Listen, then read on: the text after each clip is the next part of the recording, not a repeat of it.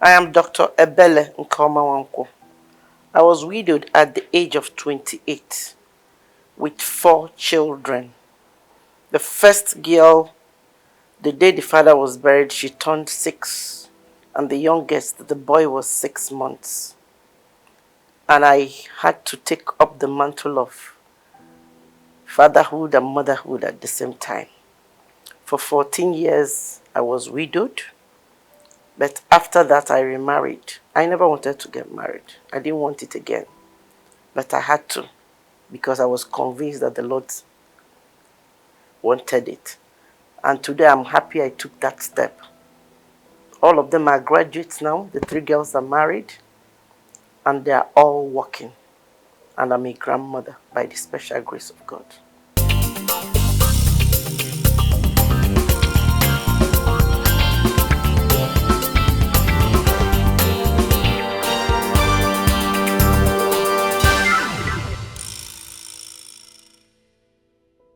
Welcome, Dr. Ebele, and Thank it's you. nice having you here. Thank you for having me. Hello, viewers. Welcome to another episode on Widow's Corner Show.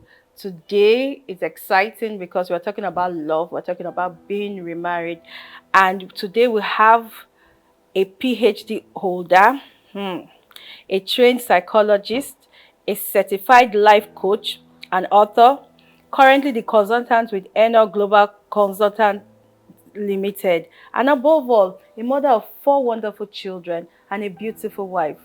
Welcome again, Dr. Thank you Billy. so much for So, having how have you been? me. I'm good. How are the children? Because They're, I heard you said you're a grandmother now. So, they're adults now. you're adults now, okay? And how is your grandchild? Very well. It's And very your good. husband? He's fine. So, tell me, why remarry?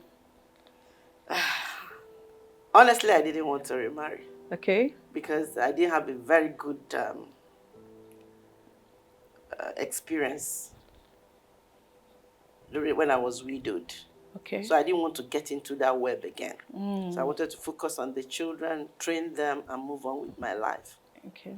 But incidentally, the person that remarried me was my childhood friend. He met me when I was in class 3 in my house. Wow. He came to see my elder brother. So from then he started writing love letters. That time, you don't talk about even staying with the person. So it was like a childhood relationship. And by the time I was in my second year, everything was over. I got married. Okay. Then 10 years into the relationship, he died. That's my my late husband. So the person that married me now was now the first person that ever wrote love letter to me. So it was more like a brother. And I did it when he came for that proposal. I told him not to call me again. Because That's at the first time? No, The this second, time okay, around. this time around, I was okay. like, throughout my widowhood period, he never called, he never spoke to me, he never saw me. So I was like, why are you calling me? I don't want to see you, I don't want to hear your voice. But one thing led to the other, and today we are together for almost 13 years. 13 years? Yes. Oh, wow. Awesome. So was he still single when? By the time he came, he had a crashed marriage, which I wasn't even aware of. Oh, okay, okay. So he was divorced, so I had Okay. to remarry. Okay, and okay, from your story, it's like you married very young because at 28 you're I already was widowed. 18 when I got married. My children said that it was child abuse. Wow. And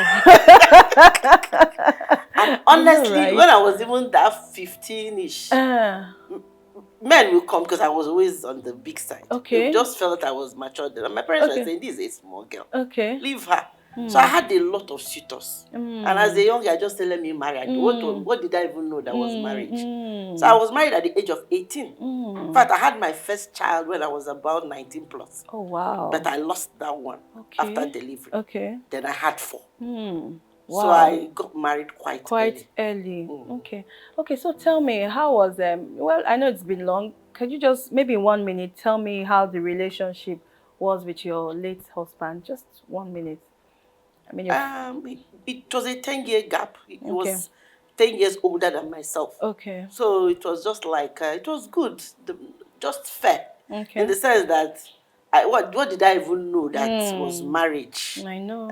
So he wasn't abusive, but it was just okay. Not just okay. Okay. It was just okay. Okay. And there was we are not quarreling all the time. It wasn't, there's no marriage that didn't have its ups and downs. Of course. But we're okay. Okay. So when the parents and the family turned around when he died, I was like, I don't have to go through this again. Uh-huh. I was growing up with him. He was 28, I was 18 when we got married. So it was like, you guys were quite young. we were just coming up 10 years into it. Okay, you said the parents and, I mean, your in-laws turned against you. Was it after the death? Was it during the burial? Did you face any harmful practice? I faced though. Really? Tell me about it. And the funny thing is that by the time he died of leukemia. Oh, wow. In fact, our son was less than 6 months, so we were noticing that his breath was changing. So we took him to the hospital. Okay. I said, okay, let him see the Indian physician that was also there. And that was when the guy said, go and do blood test. From there, then he didn't know he had leukemia. I didn't know. Wow. And it was an acute one. Wow. So everybody saw it, and the parents are educated. They studied in the UK. They are not, the siblings, everybody. We saw everything. He degenerated in less than 3 months. The day he died, all of us were there. In fact, that day, I was still breastfeeding my son. But I said no. I didn't like the way he looked. In less than 24 hours, he was changing, and we were all there. He died. And suddenly, they now remembered that they have to go and find out what killed him in the native way. And my parents said, we've never done that. My late husband never took me to anyone, that I wouldn't do that. That was when the problem started. Wow. And of course, when you go to such places, they will now come back and say that the wife was the one that killed with 2 men. And when they were giving the information, I didn't know I was even the woman that was there. So from there, it was never the same. They now saw somebody you stayed with for 10 years. You never came to her house, she didn't give you poison. Then suddenly, when your son dies, the person will be the one that killed your son to train 4 children. Wow. And it was as if that my parents were not okay, they were very comfortable. So why he didn't even have more? What did he have? So why should I kill you? What will I take from you?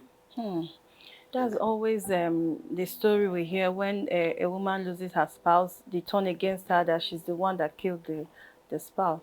Wow. There's something I want to add to that. Please, go ahead. They told them, according to them in the native place, that the people will die in 6 months. Can you imagine? We are talking about 1997. And my father-in-law then told me to my face that one of the brothers was part of it, so that his eye was doing somehow. So in the next 6 months, the 3 people will die. I didn't know I was even part of the people. We were, in fact, only one died about last year or so. The 3 of us are still alive after 20-something years. Whoa. So why don't you understand that these people are scams? That they're not telling you the truth. I told them, it's only God I know. Let's prayerfully follow this. They said no, because they lost a son 2 years before my own husband died. So they believe something is going on. I said, yes, even if something is going on, let us follow it the Christian way. They said no. Nights in the church.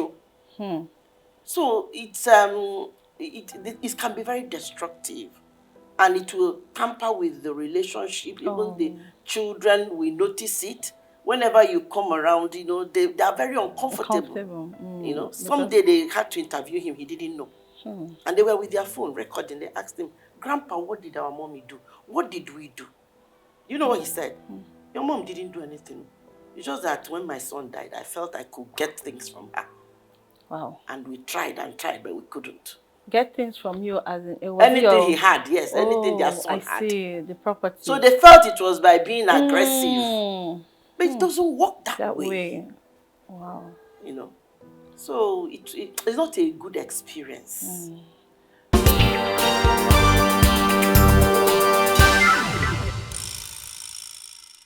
So, Dr. Ebele, before we went on a break, you said you had challenges with your in-laws. During the burial, did you face any harmful practice? No, they didn't subject me to such harmful practices. Okay. But the information that you killed your husband is worse than that. Because people, you just notice that people will be keeping away from you. Even when you call them, they'll be like, and you won't even know. Because you mentioned that you didn't know you were the woman they were referring to. In fact, the third guy was rolling on the floor. because we brought back the corpse. And I said, get up from there. Why are you crying? He said, they said I was part of the people that killed Tony. I said, huh? Are you cancer? Get up from there. I didn't even know I was part of Part the of it. story. This is a very close cousin that has never been to, he never came to my house for one day. Wow. So where did you do it? I said, And stop how? crying, get up. So I didn't even know that the only lady was, so it's very heartbreaking, because if you were quarreling with them prior to that time, you say that maybe it was expected. Okay. Then you're not looking at those young children, the psychology, how you're damaging their psychology at that young age. You show them rejection. That brings me to that point, because I was on a radio show and a man called in when we we're talking about relationship with in-laws after the death of the spouse, and he was like, no, that most time is because the relationship while in marriage wasn't good, and that's why they turned their back against the woman. So from your story now, that isn't It's true. not true. Okay. It's not true. They only do that. In fact, my late husband said it before his cousin, 2 days before he died. It's not that he doesn't know that he will die, but his problem is that his people will not treat myself and the children well. I was surprised when he was saying that. I said, how can you say that? He said, you see her, that's the way her heart is. And I don't have locks in my house. I know. I don't know how to lock, yeah. even till now. Even this, my husband is like, what? Can't I lock up my apartment? I said, you can. But he noticed that I don't even care. So somebody that doesn't know how to lock and do, how will I do juju? I don't know how to do such a thing. But already they've started saying something for him to feel that way, because they knew he had cancer. And it was like more of my family that were the ones, caring, trying to raise funds and all that. Wow. So he saw it, but I didn't see it. And I was still like, let me have an open door and be consoling the parents to lose a child. But they were the ones that started, the whole problem. Wow. But it can be very, very disheartening. In fact, if you don't take care of yourself, you will slip into mental health challenges. I have a video on that because I have a YouTube channel. Okay. And I posted it.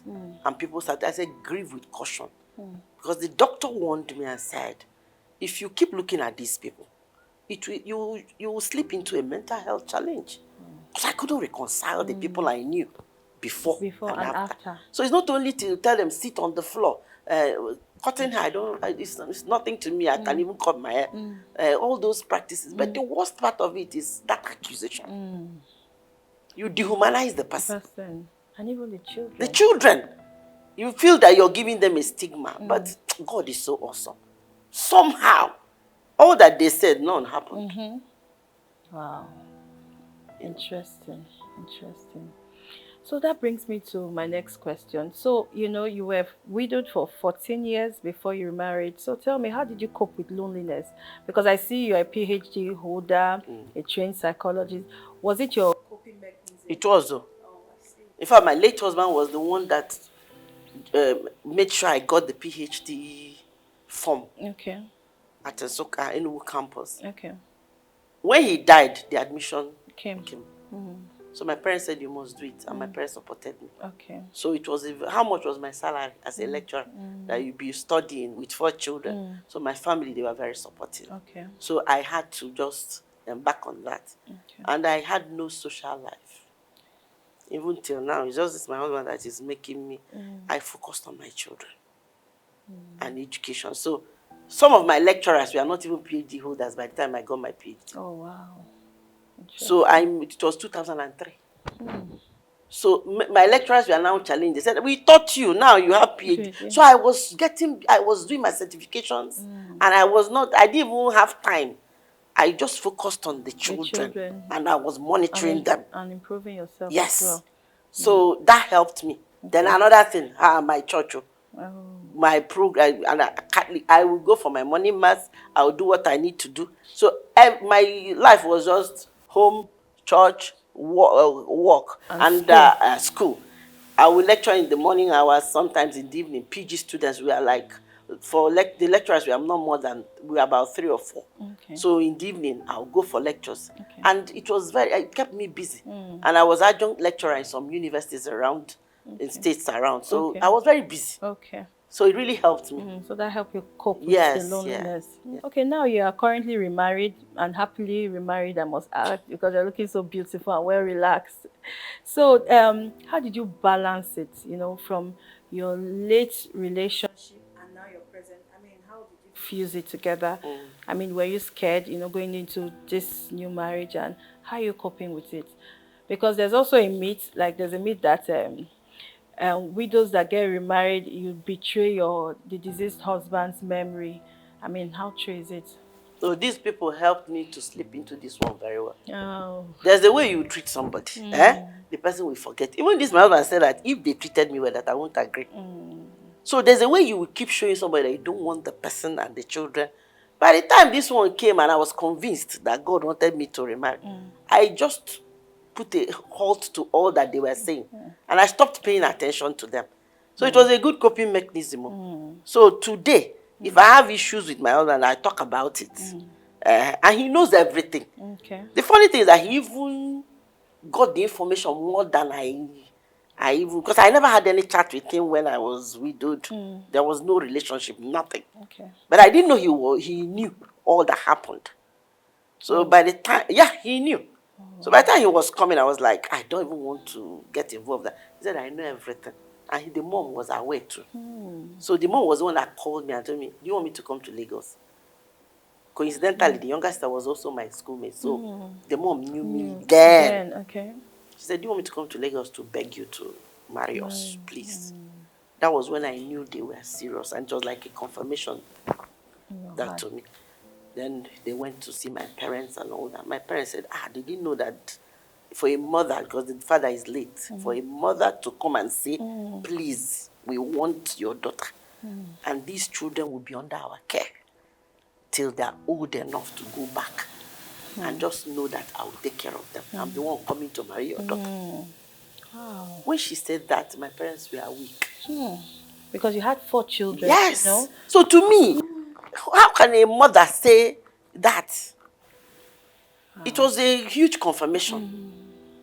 So if they didn't accept me, of course I will run away. And if I had, I would just run away. I didn't need a second, drama. I know, right? From what you just faced. Okay. Okay, so tell me, what advice will you give to younger widows? I mean, do you advise them, because you're a life coach, widows grieving, do you advise them to also remarry too if they find love? The truth is that many people came to marry me and I refused. Oh, wow. Yeah, I had suitors. Wow. Serious suitors, those that had plenty money, self. But Wow. that was not my attraction. Because I didn't have the conviction. So I will never advise anybody, marry or not marry. Just hold on to God. If He wants you to marry, He will make everything clear to you. You'll be convinced. Let me know too. After I told my late husband, when he came and he was calling me, I told him to stop calling me. He begged me till I allowed him to say what he wanted to say. Wow. I said, let me do my own investigation. But something happened. Because I told him not to call me again, I started having migraine. Oh. I've never had migraine in my life. Really? Then some of my prayer partners started calling me. What is that thing you're battling with? You're fighting with God. I said, me. And they didn't know. I didn't tell my parents. I didn't tell anybody. I said, what is this man telling God? One day he called, I said, what are you telling God? He said he's crying to God, that he cannot have that he has had a failed marriage, but that it was God that placed it in his heart to start looking for me. Do you know the day I said yes, the migraine left? I'm not telling you. Wow. I went to hospital, did everything. All the drugs didn't work. Wow. And secretly I told God 3 things that I wanted to confirm. So you must be prayerful. Let God guide you. Because it may work for A, it won't work for B. In fact, I had a friend that was not married. She was crying the day I got married. She said, I've not even married before, you're doing number 2. And I know you didn't pray for it. And For it. honestly, And it came. it was never a prayer point. I never believed that a man will marry somebody with With 4 4 children. children, I know, right? Honestly, I never prayed for it. So I keep telling people, when people talk, I say, you can say, your mouth is your own. Say what you want to say. But you see, God, He can just do something to show you that He is the one doing it. Doing it. So I can't tell somebody, you must remarry you. Okay. Just pray about it. Keep an open mind. If God wants to give you a husband, He will. Okay. If He doesn't want it, just relax. And focus on He your really children. takes care. Okay. He takes care.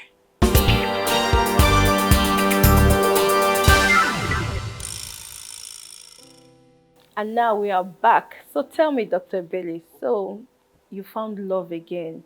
So so how was it like? No, let's focus on the love aspect before ask my other question. I mean, being in another man's arms again, after. Well, my husband says we're on a second missionary journey and we cannot fail. Okay. So it's like a guide and point of caution for both of us. Definitely, when 2 people are together, you will have your differences. Of course. But I just noticed something in marriage, like opposite Sides attract. Yeah. So there are good things about it, on his own side and myself, but we all have our own strengths and weaknesses. But my day cannot be like the marriage of 18 years. You're not more matured. More matured. One typical example is about finance. The way I talk about finance in marriage is so different, and sometimes people may feel I'm hard on the women, but honestly, it's my life, and it may work for another person or may not, but it gives me peace. Yeah. There's no way I can expect him to carry my burden. Of course. All of them. I'll carry 4 children. He has 3. Then I'll tell him to start training my 4 children. And at the time he met me, 2 of my kids were in the UK. Okay. Oh, wow. 2 private university. So how will you tell him to come and carry the burden when he has 3 kids as well? So it's a blended family. There's no way I can put that pressure on him. Of course. It was not even an issue. I told him, train your own, let me train my own. So some people say, how can? I say, it's not your business. Let him handle his own. Let me handle my own. Then secondly, if he doesn't give me money, I won't cook. Does it make sense? 14 years I was widowed. No man was giving me monthly allowance apart from my salary and my side hustles. I had poultry and all that. Then I will now tell the man that if he doesn't bring money, I won't cook soup. It doesn't make sense.